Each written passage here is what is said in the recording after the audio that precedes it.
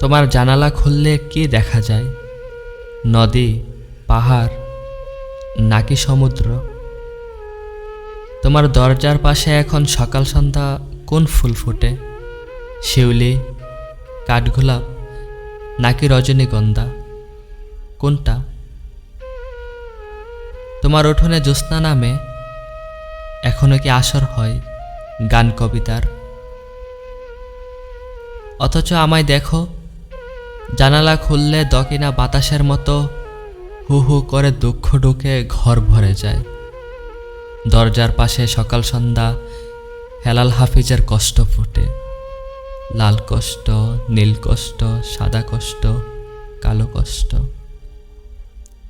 উঠোনে আসর হয়, আমারে মাজার করে চারপাশে মাতম করে গাইতে থাকে বাড়ি সিদ্দিকের গান।